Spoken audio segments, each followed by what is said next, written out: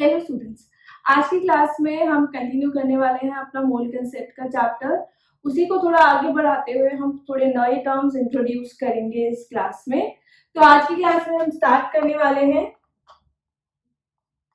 Empirical formula and molecular formula से।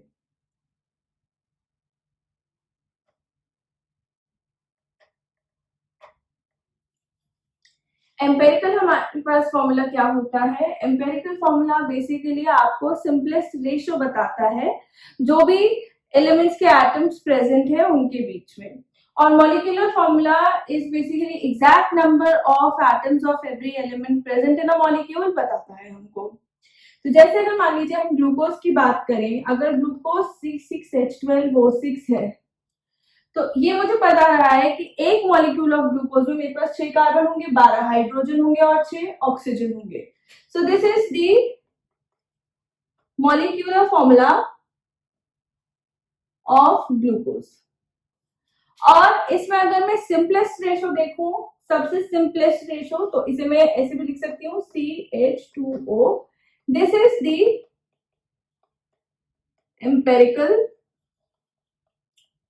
Formula. So empirical formula is basically the simplest ratio of the atoms present of different element in a molecule, and molecular formula represents the exact number of atoms of different element present in a molecule. अब इसमें मैंने क्या किया है कि मैंने इसमें से 6 कॉमन ले लिया है, तो 6 कॉमन लेने के बाद मेरे को इसका सिंपलेस्ट रेशियो मिल रहा है CH2O का। तो बेसिकली हम कैसे लिख सकते हैं?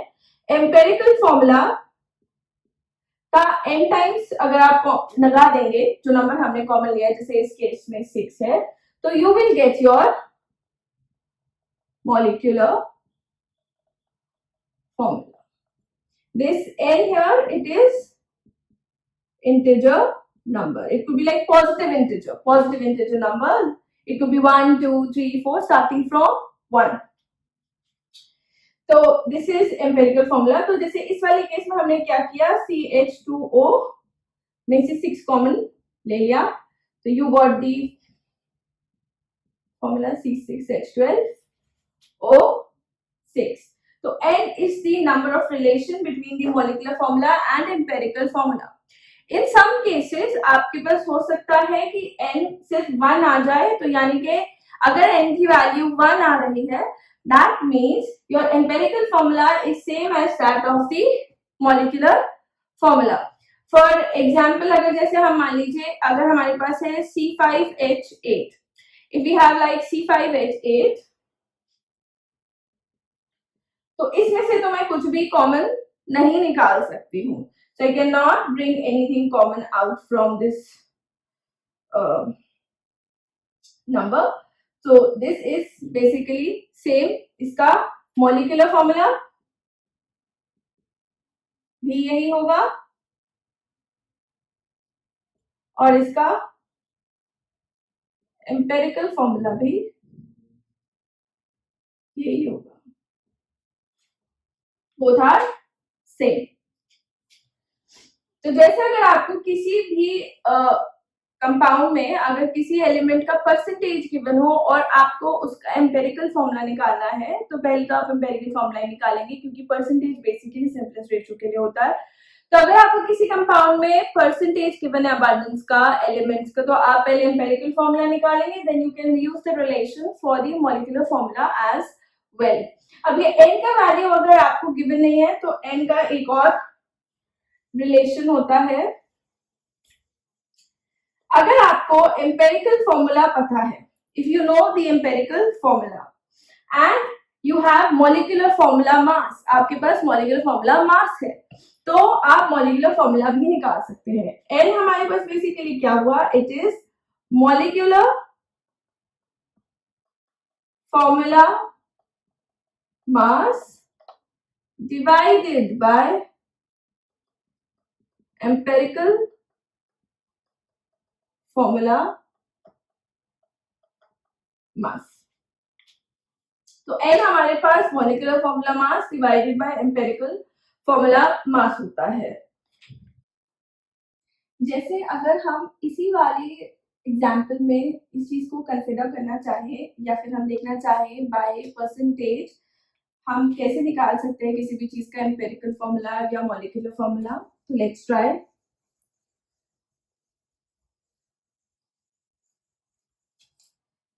C6H12O6 के अंदर कार्बन का कितना परसेंटेज है? परसेंटेज ऑफ कार्बन, किसी भी चीज का परसेंटेज अगर हम निकाल देंगे तो that is mass of that element divided by the mass of total compound. तो दिस इज मास कितना है इसके अंदर कार्बन का? 6 इंटू 12, क्योंकि कार्बन का मास होता है 12 और इसके अंदर 6 कार्बन है। पूरे कंपाउंड का मास कितना होगा? 12 इंटू 6, यही वाली चीज, plus 12 into 1 plus 6 into 16 oxygen का मास इंटू 100। तो हम देखेंगे परसेंटेज आपके पास कितना आ जाएगा इसका। It will come approximately about 40%। इसका मोलर मास हो गया हमारे पास 180। परसेंटेज ऑफ ऑक्सीजन सिमिलरली अगर हम निकालेंगे that will B 6 into 16 divided by 180 into 100। It will come approximately about 53.3%. Percentage of hydrogen will be 12 into 1 divided by 180 into 100. It will come about 6.66%. तो glucose में हमारे पास percentage respectively इन elements के इतने इतने होते हैं। नाउ ये तो हमने इससे निकाला है। सपोज आपको क्वेश्चन में ही गिवन है, अब हम इन्हीं परसेंटेज से यही वाला फॉर्मूला लाएंगे। कैसे? आपको क्वेश्चन में यदि गिवन है कि मेरे पास एक कंपाउंड है, I have an unknown compound जिसके अंदर percentage of carbon is 40, percentage of oxygen is 53.33, percentage of hydrogen is 6.66%। तो मैं कैसे निकालूंगी इसका एम्पेरिकल फॉर्मूला? आपको क्या करना है, जो भी एलिमेंट्स हो उनका यहाँ पे सिंबल लिख देना है। हम एक टेबल बनाएंगे, उस टेबल में इन एलिमेंट्स का जितना परसेंटेज आपको गिवन था क्वेश्चन में वो लिखेंगे, परसेंटेज अबंडेंस। इसका 40% जैसे इसका 6.66% है, इसका 53.33% है। This is percentage abundance. Next हमको क्या लिखना है, इनके रिस्पेक्टिव एटॉमिक मासेस। कार्बन का होता है 12, हाइड्रोजन का होता है 1 और ऑक्सीजन का होता है 16। Now you will find out the simplest ratio of the percentage abundance and atomic mass। यानी कि आपको डिवाइड कर देना है परसेंटेज अबंडेंस को bye atomic mass. 40 divided by 12, 6.66 divided by 1, 53.33 divided by 16। ये हमारे पास आ गया, it is 3.33 approximately, it is 6.66, it is 3.33 again। अब इसमें से आपके पास जो भी सबसे छोटा होता है, ये जो भी नंबर आ रहे हैं इसमें से जो भी सबसे छोटा होता है उससे दोबारा इन्हीं नंबर्स को आपको डिवाइड करना है कि हमें ये देखना है कि कितना इनका परसेंटेज और मास के रिस्पेक्ट में क्या रेशियो है। तो this is 3.33 divided by 3.33 ratio 1, 6.66 divided by 3.33 1, 3.33 divided by 3.33, that is 1. This is 2 actually. Sorry. This is 2. तो इनका आपके पास यही रेशो आ गया। तो इसका एम्पेरिकल फॉर्मूला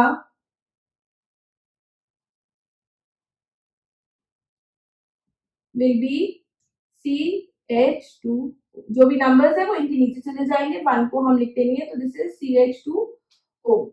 इसका एम्पेरिकल फॉर्मूला मास अगर मैं निकालूंगी तो आएगा 30।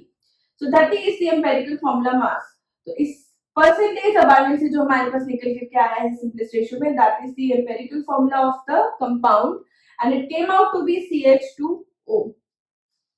अब इसी क्वेश्चन में मान लीजिए मुझे ये पूछ लिया जाए कि इसका मॉलिक्यूलर फॉर्मूला क्या है और मुझे गिवन क्या हो इसका मॉलिक्यूलर मास।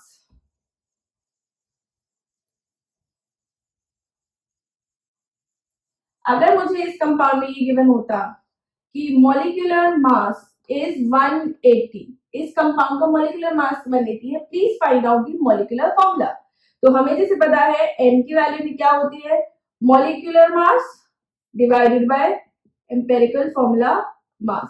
n हमारे पास कितना आ गया 180 divided by 30, that come out to be 6 और एम्पिरिकल फॉर्मूला इनटू n करके हम निकाल सकते हैं molecular formula, that is CH2O into 6 यानी कि C6H12O6। तो ये तो परसेंटेज अबंडेंस मैंने आपको उसमें बताई है कि C6H12O6 में कितनी कितनी होती है। आपको क्वेश्चन में कोई भी अननोन परसेंटेज अबंडेंस गिवन हो सकती है, उससे आपको एम्पिरिकल फॉर्मूला और मॉलिक्यूलर फॉर्मूला निकालना पड़ सकता है।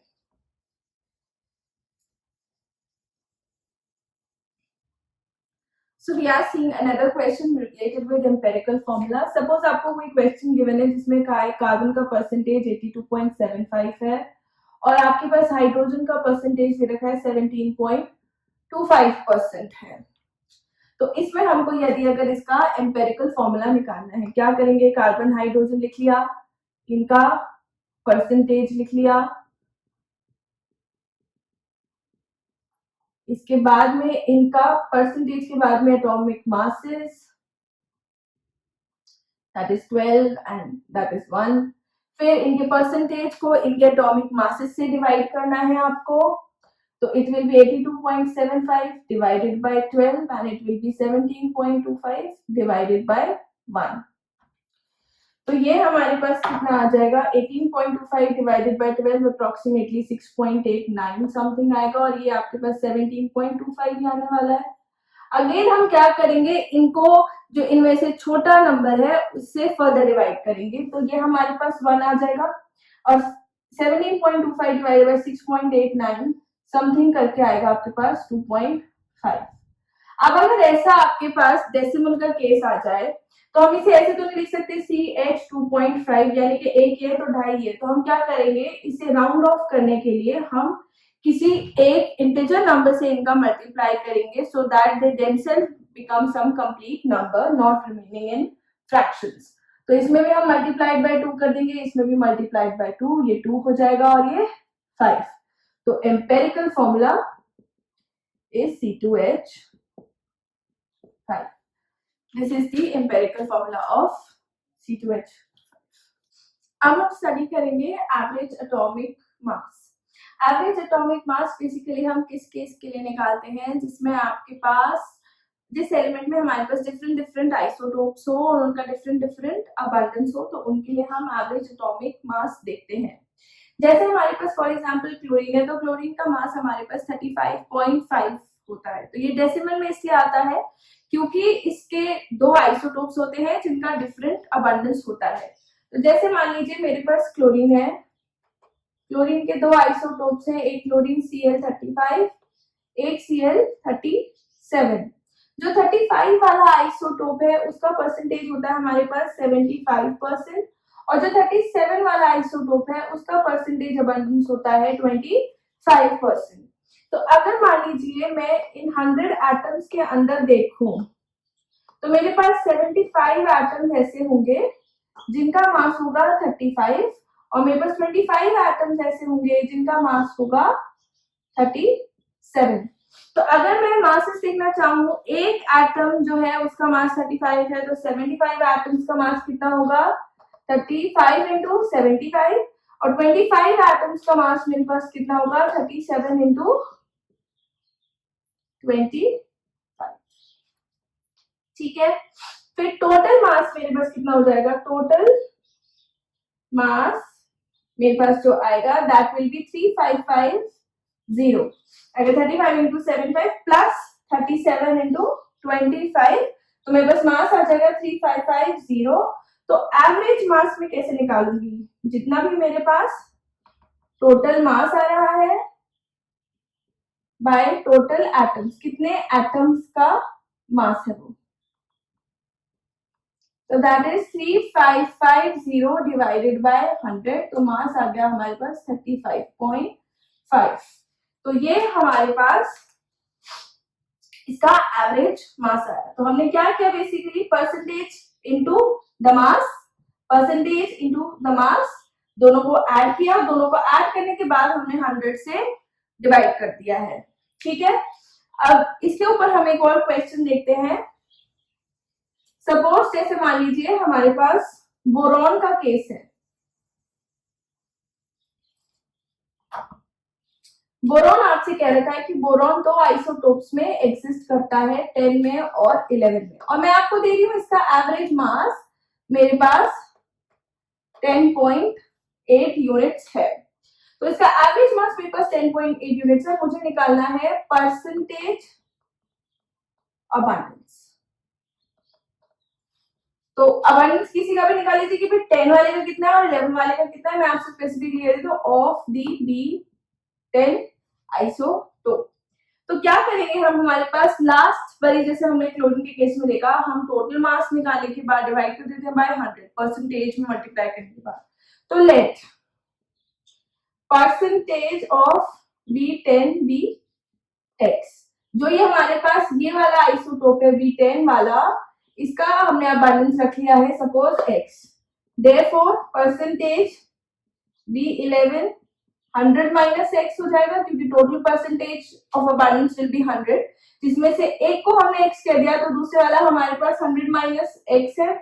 अब क्या करना है हमको, इनके परसेंटेज और मासेस में मल्टीप्लाई करना है, यानी कि 10 वाले का परसेंटेज अगर x था तो x इंटू 10, 10 हमारे पास जो है इसका मास, उसको हम इसके परसेंटेज अबंडेंस में करेंगे, प्लस 100 माइनस x इंटू 11, ये 100 माइनस x इंटू हम 11 कर देंगे, तो हमारे पास ये इक्वल टू आएगा जैसे 10.8 के, तो हम इसे पूरे को डिवाइड भी तो करेंगे 100 से, क्योंकि हम 100 एटम्स के अंदर निकाल रहे हैं। जैसे उसमें हमने किया था 35 into 75, 37 into 25 divided by 100, that was coming out to be 35.5। यहाँ पे x into 10 plus 100 minus x into 11 divided by 100, that is 10.8। अब यहाँ से आप x की वैल्यू फाइंड आउट कर सकते हैं। x आपके पास अप्रोक्सीमेटली आएगा 20%, क्योंकि आप देखेंगे कि 10.8 हमारे पास वैसे भी 11 के नियर है, तो इसकी वैल्यू छोटी ही आने वाली है x की। तो दूसरे का परसेंटेज कितना हो गया हमारे पास 100 minus x, that is 80%। This is about the average atomic mass. तो जब भी आपके पास कभी दो आइसोटोप्स हो, अच्छा जैसे मैंने इसमें आपको परसेंटेज दे दिया कि 20% समथिंग लाइक दैट, या मास बिल्कुल एग्जैक्ट देखा है 10 एंड 11, समटाइम्स हमारे पास होता है मास या परसेंटेज आपको बहुत ज्यादा पॉइंट्स में चले जाए। जैसे मैं आपसे कहूँ कि CL35 वाला और उसका मास आपके पास आ रहा है 35.6097 समथिंग करके, तो आपको पूरा का पूरा वही मास लेना होता है, तब हम 35 वाला केस नहीं लेते। जितना भी आपको क्वेश्चन के अंदर मास गिवन हो जिस भी आइसोटोप का, उतना ही मास आपको मल्टीप्लाई करना है। अगर नहीं गिवन है तो हाँ उसका मास न। सो नेक्स्ट हम स्टार्ट करने वाले हैं सॉल्यूशन से, और सॉल्यूशन से रिलेटेड कंसंट्रेशन टर्म से। सॉल्यूशंस हमारे पास क्या होते हैं, solutions is basically a homogeneous mixture of two or more components. Generally we have two components in it, that is solute and solvent. solute वो होता है हमारे पास जो कि आपके पास कम क्वांटिटी में प्रेजेंट हो,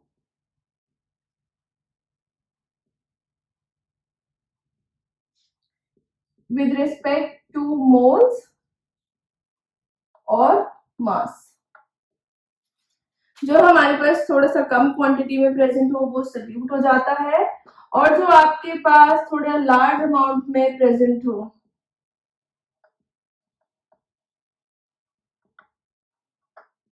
with respect to moles or mass, that is your solvent. तो सोल्यूशन हमारे पास इन चीजों से मिलकर के बना हुआ होता है, सल्यूट और सॉल्वेंट से। सल्यूट और सॉल्वेंट दोनों आपके पास सेम फेज में होने चाहिए। ये कुछ भी हो सकते हैं, गैसेस, सॉलिड्स और लिक्विड्स। जनरली हम सॉल्वेंट लिक्विड ही लेते हैं। तो इनसे रिलेटेड हम टर्म्स पढ़ने वाले हैं, कंसंट्रेशन टर्म्स, यानी कि किसके रिस्पेक्ट में कौन कितना आगे है। जैसे अगर आपके पास कोई बहुत ज्यादा कॉन्सेंट्रेटेड सोल्यूशन होता है, इसका मतलब उसके अंदर सोल्यूट ज्यादा होता है, बहुत डाइल्यूट है तो उसके अंदर सॉल्वेंट ज्यादा होता है। So what are these concentration terms, जो कि हमें पर्टिकुलरली एक एग्जैक्ट अमाउंट बताती है कि कितना सोल्यूट कितने सोल्यूशन के अंदर है। तो next we are going to study concentration terms.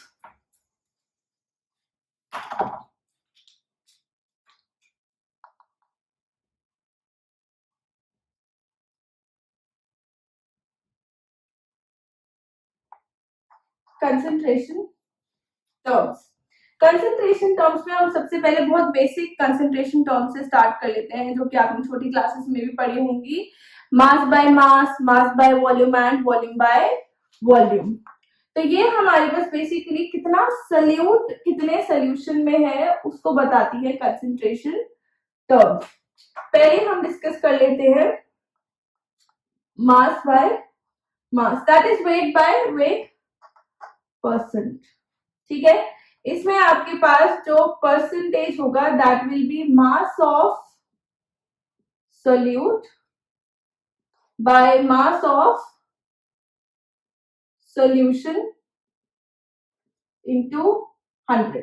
तो ये हमको बताती है कितना ग्राम सोल्यूट का पर 100 ग्राम ऑफ सोल्यूशन में पड़ा हुआ है। यानी कि अगर मेरे पास x% मास बाय मास है, that means I have x gram of solute in 100 gram of solution. So this is basically your, it determines कि कितना amount of mass of solute आपके पास 100 ग्राम of solution के अंदर है। दूसरा होता है हमारे पास weight by volume percentage, that is mass by volume percentage. So I can write it mass by mass, and this is mass by volume. So this is mass by volume percentage. इसमें percentage होता है हमारे पास mass of, तो solute हो गया, but volume of solution है। तो this time you are getting x gram of solute in 100 ml of solution. अगर मेरे पास सोल्यूशन का वॉल्यूम 100 ml है तो उसके अंदर कितना ग्राम सोल्यूट मेरे पास है। तो I can relate it with any n ml of volume of solution. यानी कि मैं x ग्राम कह रही हूँ 100 ml के अंदर है, तो सपोज 200 ml है तो उसके अंदर ट्वाइस ऑफ x हो जाएगा। अगर 300 ml है तो that will B thrice of x। I can find out any number. Now we have like third, it is volume by volume percentage. This is volume by volume. अगर आपके पास जैसे liquid या gases है solutes में, तो हम इसको use कर सकते हैं कि परसेंटेज आपके पास क्या हो गया, volume of solute by volume of solution into 100। यानी कि 100 ml ऑफ सोल्यूशन के अंदर कितना ml ऑफ सोल्यूट आपके पास है वो हमको वॉल्यूम बाय वॉल्यूम बताता है। तो हम इसे किस केसेस में यूज कर सकते हैं, आपके पास जैसे गैसेस है या लिक्विड्स है एज सॉल्वेंट्स, तो आप वॉल्यूम बाय वॉल्यूम परसेंटेज का इस्तेमाल कर सकते हैं। ये बहुत छोटे छोटे टर्म्स हैं जिनको हमने अभी डिस्कस किया है। Now coming to the terms which use a little different, they are little different, या फिर जो मोल्स वगैरह को यूज करती है। ये हमने 100 ml के अंदर देखा है। समटाइम्स हमको कंसेंट्रेशन निकालने लग जाते हैं, जैसे बहुत छोटे छोटे स्केल पे निकालने हो जहां सोल्यूट का अमाउंट बहुत कम हो। जैसे मान लीजिए अगर हमको वाटर के अंदर सॉल्ट देखना है, कोई पर्टिकुलर सी वाटर के अंदर, specially if you want to sea water के अंदर हमको कोई सॉल्ट देखना है, या फिर अगर हमको एयर के अंदर NO2 और SO2 देखनी है एटमॉस्फेयर के अंदर, which is basically parts per million या पार्ट्स पर बिलियन यूज करते हैं उसके लिए। जब भी कभी पॉल्यूशन कहीं पे बहुत ज्यादा हो जाता है तो हम देखते हैं कि वहां पे NO2 और SO2 कितना ज्यादा है। तो ये चीजें हमारे पास एटमॉस्फेयर में बहुत कम क्वांटिटी में होती है, कम क्वांटिटी में भी हमको ये बहुत इफेक्ट करती है, पर ये हमारे पास जैसे बहुत कम क्वांटिटी में होती है तो हम इनके लिए टर्म्स यूज करते हैं parts per million. So then we have like parts per million. अब जैसे यहाँ पे हम 100 ml या 100 ग्राम के अंदर देख रहे थे, यहाँ पे हम 10 की पावर 6 में पहुंच जाएंगे। तो अगर मुझे पार्ट्स पर मिलियन देखने हैं, ppm अगर मुझे किसी का देखना है, that will B mass of solute. आप कुछ भी ले सकते हैं, मास या volume, that is mass of solution. इसमें मल्टीप्लाइड बाय कर देंगे 10 की power 6। Now this is your parts per million, ppm। अगर हम खाने के अंदर किसी भी टॉक्सिक चीज का देखते हैं कि परसेंटेज कुछ होना चाहिए या फिर क्या है जो आपके लिए स्टैंडर्ड्स क्रिएट किए जाते हैं कि फूड के अंदर इसका क्वांटिटी इतना होना चाहिए, इसका क्वांटिटी इतना होना चाहिए, वो ppm लेवल में ही किया जाता है अगर कोई हार्मफुल एलिमेंट अगर उसके अंदर प्रेजेंट है। नाउ अब ये हमारे पास हो गए, जैसे अगर नॉर्मल आप रिलेट करें, अगर हम मोल्स को इंट्रोड्यूस कर दें तो हमारे पास कंसेंट्रेशन टर्म्स कौन कौन से होते हैं। एक है हमारे पास mole fraction, mole fraction, it has the symbol, ये हमारे पास मोल फ्रैक्शन होता है। मोल फ्रैक्शन बेसिकली मोल्स का फ्रैक्शन बताता है आपको। जैसे हम नॉर्मली किसी चीज का फ्रैक्शन निकालते हैं कि उस चीज का कितना परसेंटेज है डिवाइड बाय टोटल कितने में से निकाल रहे हैं, तो ऐसे ही हम अगर मोल्स के सेंस में निकालने लग जाए तो वो हमारे पास मोल फ्रैक्शन कहलाता है। तो जैसे हमारे पास है, सपोज अगर मेरे पास AB कोई कंपाउंड है और इसमें मोल्स ऑफ A है मेरे पास Na और मोल्स ऑफ B है मेरे पास Nb, तो मेरे पास मोल फ्रैक्शन ऑफ A हो जाएगा moles of A divided by total moles, और मोल्स ऑफ B हो जाएगा मेरे पास moles of mole fraction of B will be moles of B divided by total number of moles. अगर मैं इन दोनों का ऐड कर दूंगी तो फिर मेरे पास क्या आएगा, तो फ्रैक्शन का अगर आप वैसे भी टोटल फ्रैक्शन का करेंगे तो दैट शुड बी 1, तो यही आएगा मेरे पास। दिस इज मोल फ्रैक्शन, कि आपके पास किसी भी सोल्यूट के या सॉल्वेंट के जो भी मोल्स हैं divided by total number of moles present is the mole fraction of that component.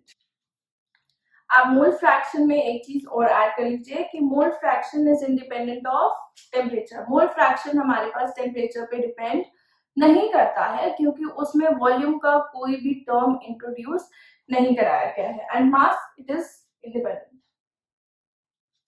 Then next हमारे पास टर्म है मोलैरिटी, इट इज मोलैरिटी, इसका सिंबल होता है कैपिटल M। मोलैरिटी, मोलैरिटी होती है हमारे पास number of moles of solute divided by volume of solution in litres. तो molarity is basically number of moles of solute divided by volume of solution in litres. अगर आपको litre में नहीं given है तो आप ऊपर मल्टीप्लाई कर सकते हैं bye 1000 and then you can have volume of solution in ml। ठीक है, number of moles of solute हमारे पास होते क्या है, it is weight of solute by molar mass of solute. It is weight of solute by molar mass of solute. Wait of solute के लिए हम लिखते हैं WB। B बेसिकली हम लेते हैं सोल्यूट के लिए और A हम लेते हैं सॉल्वेंट के लिए।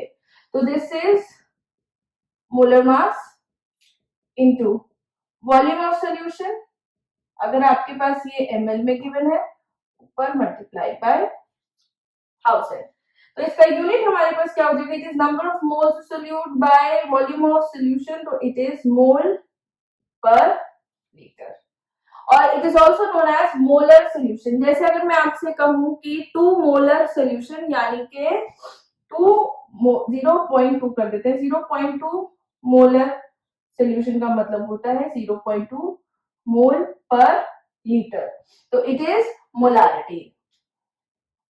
So this term it is basically related with temperature.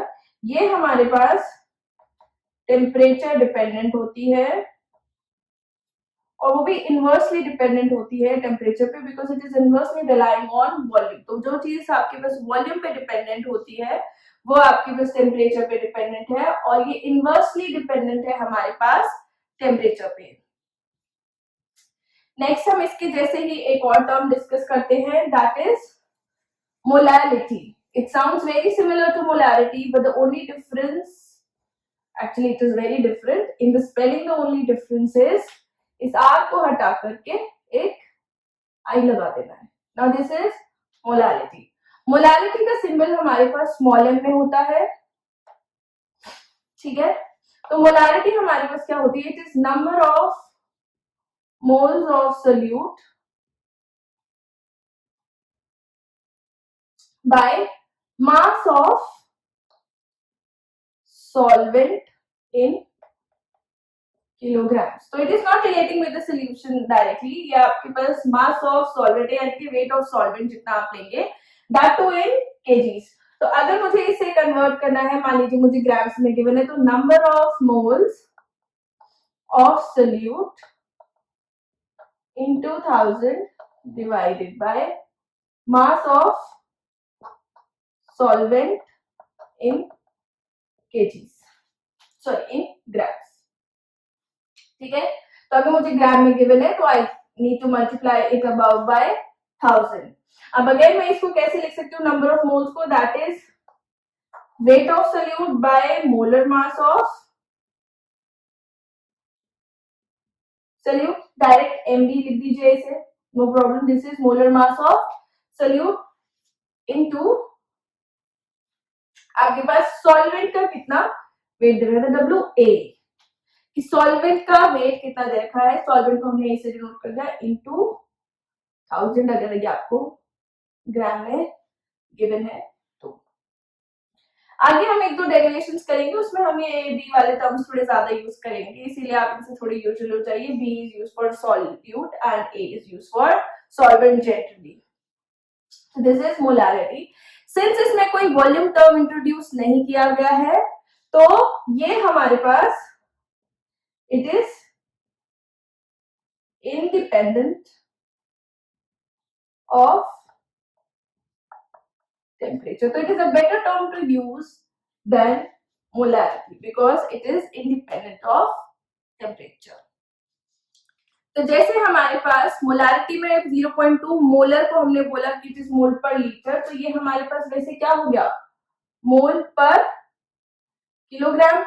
तो अगर मैं बोल रही हूँ 0.2 मोलर, तो दैट इज 0.2 मोल पर केजी, यानी कि अगर मेरे पास 1 किलोग्राम सॉल्वेंट है तो उसके अंदर मेरे पास 0.2 moles of the solute present है।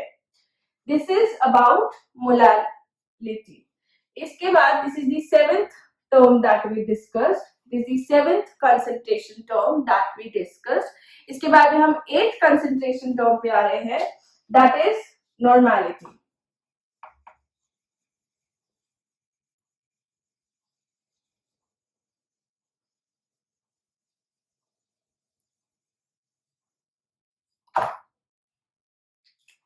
Now we are coming on to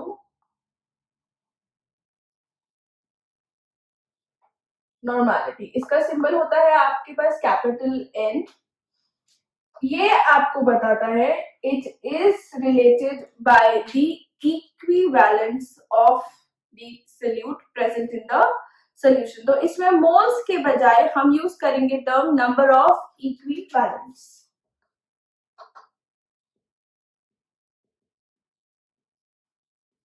number of equivalents of solute by volume of solution in liters. ठीक है, अब जैसे हम ये नंबर ऑफ इक्विवेलेंट्स देख रहे हैं, now it is not number of moles, तो नंबर ऑफ इक्विवेलेंट्स हमारे पास क्या होते हैं, इसमें आपके पास वेट ऑफ सोल्यूट ही यूज करेंगे हम, बट इसमें हमारे पास मोलर मास की जगह हम यूज करते हैं इक्विवेलेंट मास. तो here we use equivalent mass now into volume of solution in liters. Now how this equivalent mass is related with molar mass? Equivalent mass is molar mass divided by n factor. Molar mass को यदि अगर आप n factor से divide कर देते हैं तो हमारे पास इक्विवेलेंट मास आ जाता है. और मोस्टली हम सॉल्यूशंस देखेंगे अगर, तो we will be seeing it for acids और बेसिस और सॉल्ट्स. तो उनके लिए n फैक्टर हम कैसे निकालते हैं, इनके लिए आप n फैक्टर कैसे निकालेंगे. एसिड्स के लिए it is the number of H positive ions furnished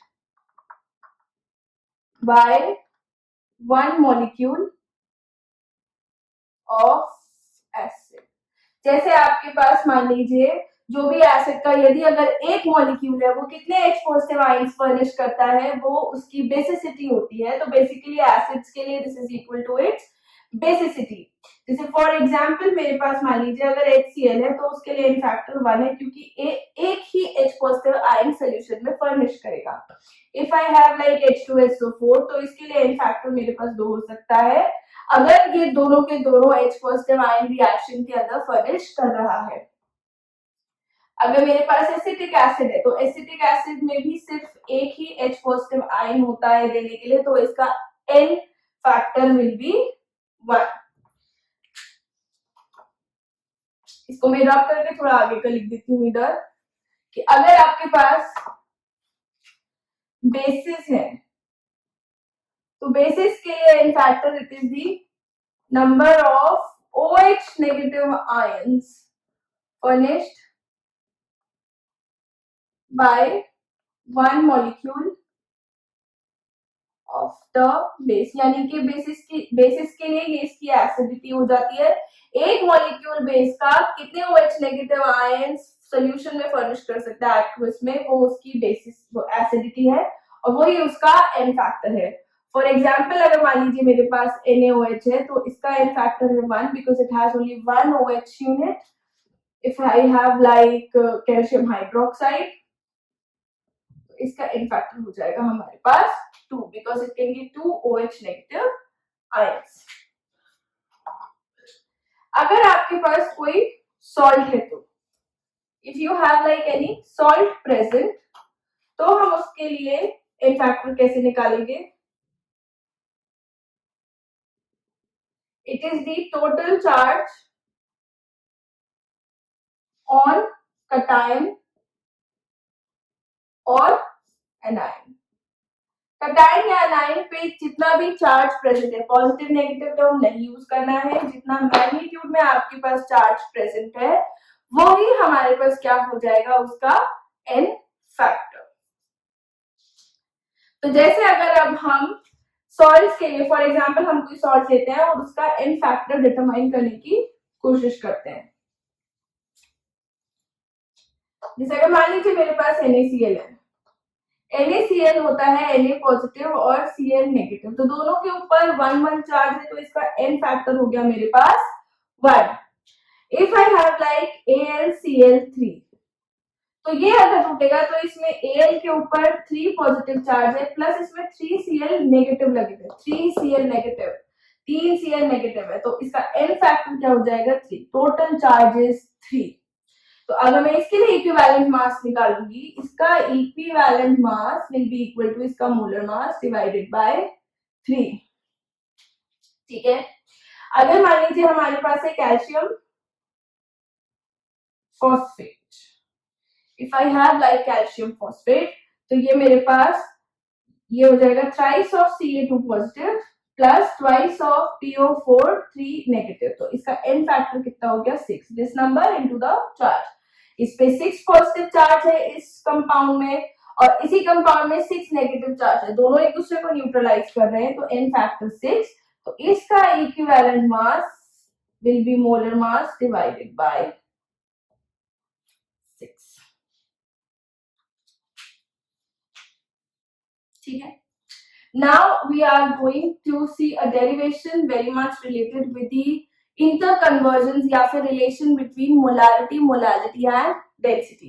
आपके पास यदि अगर percentage mass by mass given हो या फिर डेंसिटी गिवन हो या मोलारिटी गिवन हो और मोलारिटी निकालनी है, इन चारों के बीच में रिलेशन टर्म्स यानी कि इंटरकन्वर्जन अगर हमको देखने हैं, डायरेक्ट मोल्स नहीं गिवन है, तो हम कैसे करेंगे क्वेश्चन। तो उसके दो डेरिवेशंस अभी हम पढ़ने वाले हैं। ये जो दो हम डेरिवेशन देखने वाले हैं ये हमारे कंपेटिटिव एग्जाम के लिए बहुत ज्यादा इंपॉर्टेंट है, because they tell the interconversion between density, percentage mass, molarity and molarity.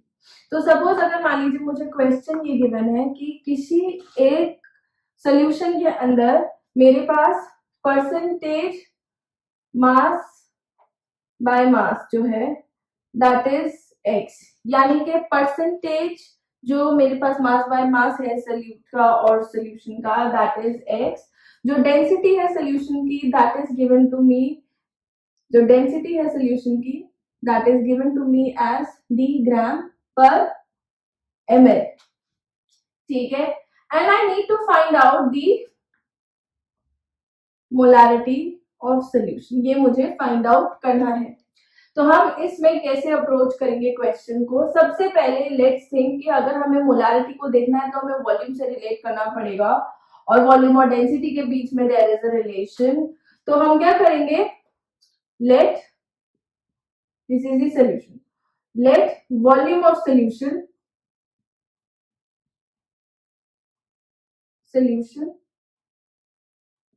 Is equal to 1 litre. तो ये हमारे पास ml में कितना हो गया 1000 ml। मुझे डेंसिटी जो दे रखी है सोल्यूशन की that is given to me as d gram per ml। ठीक है, तो डेंसिटी हमारे पास होती क्या है, it is mass by volume. तो अगर मुझे मास ऑफ सोल्यूशन निकालना है तो मैं क्या करूंगी, density of solution into volume of solution.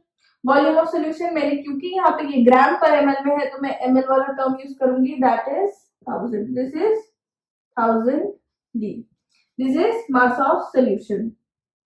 तो मेरे पास मास ऑफ सोल्यूट कितना हो जाएगा, since percentage of solute was x, तो मास ऑफ सोल्यूट इसी का जितना भी सोल्यूशन का मास है उसका x% होगा, तो x by 100 into 1000 d that will be equal to 10 dx। ये मेरे पास क्या आ गया, मास ऑफ सोल्यूट। अगर मुझे निकालने हैं मोल्स ऑफ सोल्यूट, तो मोल्स ऑफ सोल्यूट मेरे पास क्या हो जाएंगे, यही मास of solute 10 dx divided by molar mass of solute. और मोलर मास ऑफ सोल्यूट के लिए I am direct using the symbol जो मैंने आपको अभी बताया था that is mb। so this is your moles of number of moles of solute। अगर मुझे क्या निकालनी है आगे, I need to find out the molarity, since I need to find out the molarity, तो मोलारिटी मेरे पास क्या हो जाएगा, number of moles of solute by volume of solution था इन लीटर। सिंस लीटर तो मेरे पास 1 ही है तो जो भी मेरे पास मोलारिटी होगी वो नंबर ऑफ मोल्स की इक्वल हो जाएगी।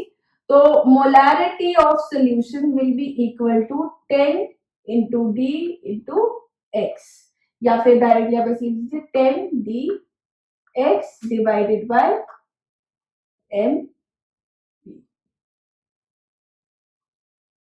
This is a very important formula will be used in competitive exams directly। आपको पूरा सॉल्व करके देखने की जरूरत नहीं है। सीबीएसई में अगर आपके पास क्वेश्चन आता है तो then you need to solve it पूरा का पूरा। लेकिन अगर आपके पास कंपेटिटिव एग्जाम्स में आते हैं तो you can use this formula directly. It is 10 into the density into the percentage mass by mass divided by molar mass of the solute. So please write it down completely, पूरा derivation करके लिखें and do learn this formula. Now next we are going to find out the relation between molality and molarity. तो हम इस derivation को भी एक question के सेंस में करेंगे और क्वेश्चंस के सेंस में हम इसे प्रूविंग के सेंस में करेंगे. लाइक आपको गिवन है, अगर प्रूव करिए molality is equals to molarity into 1000 divided by 1000 into density into minus molarity into molar mass of solute. Here MB, it is the molar mass of solute. So this is molality, it is density. Density हमारे पास किस में है, ग्राम per ml में. This is this MD, it is your molar mass of solute. This here it is molarity. ठीक है, तो हम इसमें कैसे स्टार्ट करने वाले हैं. इसमें भी हम क्या करेंगे, let volume of solution be 1 litre. तो अगर सोल्यूशन का वॉल्यूम 1 लीटर है तो मास ऑफ सोल्यूशन क्या हो जाएगा हमारे पास, density into volume. Volume 1 litre है, दैट इज 1000 ml. क्योंकि डेंसिटी ग्राम पर ml में, अगेन हम ऐसे यूज करेंगे, तो ये आ गया हमारे पास 1000 डी करके. नेक्स्ट, क्योंकि हम मोलालिटी निकाल रहे हैं और मोलालिटी में हम यूज करते हैं मास ऑफ सॉल्वेंट, तो पहले हम मास ऑफ सॉल्वेंट की तरफ अप्रोच करेंगे. मास ऑफ सॉल्वेंट हम मास ऑफ सोल्यूशन से कैसे निकाल सकते हैं, यदि अगर हम इससे मास ऑफ सोल्यूट माइनस कर दें. तो पहले हम मास ऑफ सोल्यूट निकालेंगे. तो number of moles of solute, इसमें हमारे पास क्या हो जाने वाले हैं, molarity into volume, because molarity is equal to number of moles of solute divided by volume. Volume हमने 1 लीटर ही ले रखा है, तो जितना भी मेरे पास मोलारिटी है वही मेरे पास number of moles of solute होने वाला है. Number of moles of solute also हमारे पास होता है mass of solute by molar mass of solute. तो नंबर ऑफ मोल्स में यहां से देखूं 1 से और यहां से देखूं तो मैं दोनों को इक्वेट कर सकती हूँ. m is equal to mass of solute by molar mass of solute. तो m इंटू एम भी मेरे पास क्या हो गया, mass of solute. This is mass of solute. अब इससे मैं मास ऑफ सोल्यूशन सॉल्वेंट निकाल सकती हूँ. कैसे, मास ऑफ सोल्यूशन में से मास ऑफ सोल्यूट में माइनस कर दूं तो क्या हो जाएगा मेरे पास, 1000 D minus molarity into molar mass of B, that is solute. अब क्या करना है हमको, डायरेक्टली मोलालिटी के रिलेशन में रख देना है. मोलालिटी क्या होती है, number of moles of solute. वो किसके इक्वल है हमारे पास, मोलारिटी के इक्वल है, divided by mass of solvent 1000 D minus molarity into M D. लेकिन ये जो मास है हमारे पास, दिस इज इन ग्राम्स और मोलालिटी में हम यूज करते हैं किलोग्राम. तो हम ऊपर क्या करेंगे, 1000 से multiply. So this is hence proved. It is also very important with respect to your competitive examination. तो इधर हमने कंसंट्रेशन टर्म्स भी खत्म कर दिए हैं. नेक्स्ट क्लास में we will be either doing questions और प्रोसीडिंग फर्दर.